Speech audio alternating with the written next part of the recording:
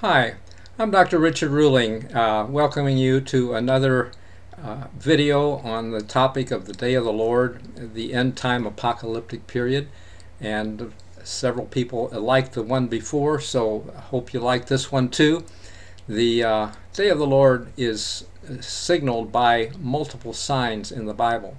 And in fact, there were at least two signs for the spring suggesting that something could happen big this spring but did not, and it looks like we need a few more signs to line up before we really get into the end times.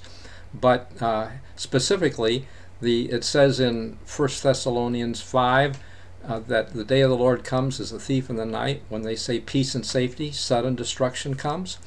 And this spring there were 7 countries, including U.S. and Iran, that finalized a nuclear arms agreement with Iran, and it seemed like they really didn't know what the agreement meant, and Iran was saying it didn't mean this or that. So I think that's peace and safety, and it says in the Bible, when they say that, sudden destruction is coming. And so I believe we're close to big problems. The Old Testament, Joel 2:31, says the sun shall be darkened and the moon turned to blood before the day of the Lord. And the word for before is panim, meaning facing or face to face. So it also suggests this because this spring we had the sun darkened on the the equinox. There was a solar eclipse, rather unique, on the equinox. And 2 weeks later there was a blood moon turned to blood, on the eve of Passover. So that sign is fulfilled, and it seemed, again, marking the spring for significant events. And of course we're not out of spring yet, but there's another event that Christ clued us to in Matthew 24 when he said, when you see the abomination of desolation standing where it ought not. Actually, he didn't say standing where it ought not in Matthew 24, but he did in Mark 13 verse 14. And the early believers understood that abomination to be military.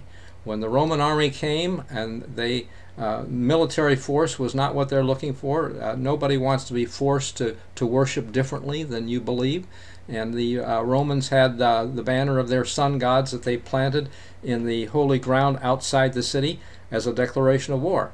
So when military force came but unexpectedly withdrew, the Christians got out of there because they recognized that was a fulfillment of the words of Christ. The question is, will we recognize that sign when we see military standing where it ought not? Jade helm is widely publicized and well understood, and the helm part stands for Homeland Eradication of Local Militants. That's what the acronym stands for. Found it online. You can look it up, but Google it. There's no question about military force now in these United States. The point is that while you might not see it in your city, it is around, and brings up the issue of how ready are we to obey Christ. If Christ said when you see it to flee to the mountains, or Israel got out of there, flew to a rural place, I think outside the cities is where you want to go. And lots of people have houses and investments and business, work, etc. But we're reaching into end times as we see these events. And I think if we really, above all else, wish to obey Christ, I think we can be spared big problems. Because military force, FEMA camps, and yes, I have seen a video by Obama explaining them, etc., even with indefinite detention, which is not what we're interested in, or re-education. I'm not interested in his morals or his plan of how I can see it as we move toward New World Order. We are seeing signs fulfill, and I want to, in this video, quickly review 4 events that happened in 1987, in the late summer or fall, because these events seem to recur on 7-year intervals. Some people think, and I can see the possibility, that this is a sabbatical year. Looking back 7 years from 2015, it was 2008 when there was economic crash. And 7 years before that was 9/11, a huge event. And if you go back 14 years before that, there were 4 events in the late summer or fall.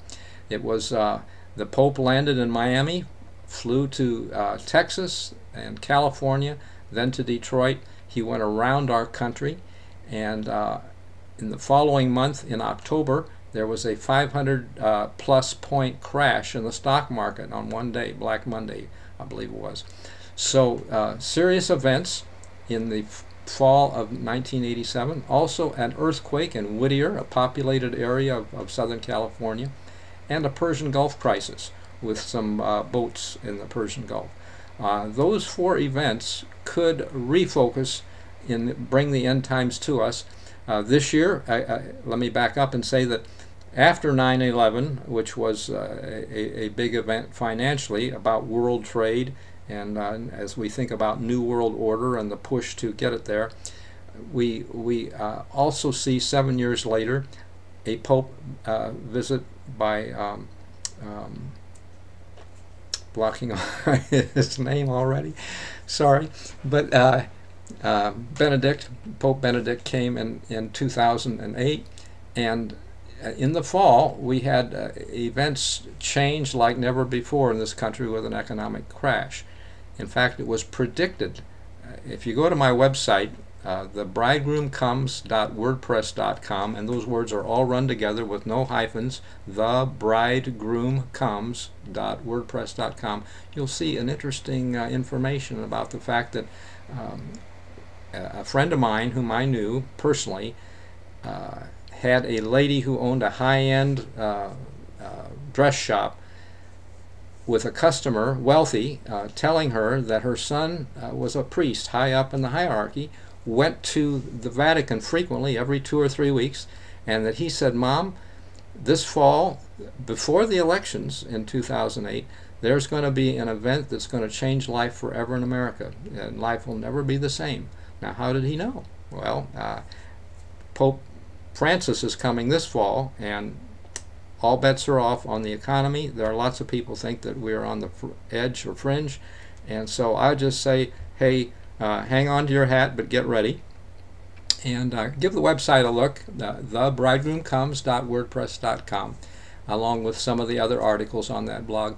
God bless you. Thank you for taking the time. I believe that any of the events like we saw in the fall of ’87 with the Pope's visit, the economic crash, the earthquake, and I do think that it's possible for us to see an earthquake. That website I just gave you, the previous article has insights to a possible earthquake. In Bible times, God said in the day of the Lord's sacrifice he would punish the princes and kings' children. Now that could be a religious group, and this year in July that same date reoccurs because it was the 10th day of the 5th Jewish month that God allowed Jerusalem to be destroyed, burned, when Nebuchadnezzar came. That's Jeremiah 52:12, and it happened again with Titus. The temple burned on the same date. So something happening on that date, the 10th day of the 5th month, and you can't go by our calendar because we have a papal Gregorian calendar. You have to look for the new moon. It's in July, around the latter part of that. So go to the website, take a look. Thank you for visiting. God bless you. And if we can be of any help, let us know. Thank you. Bye.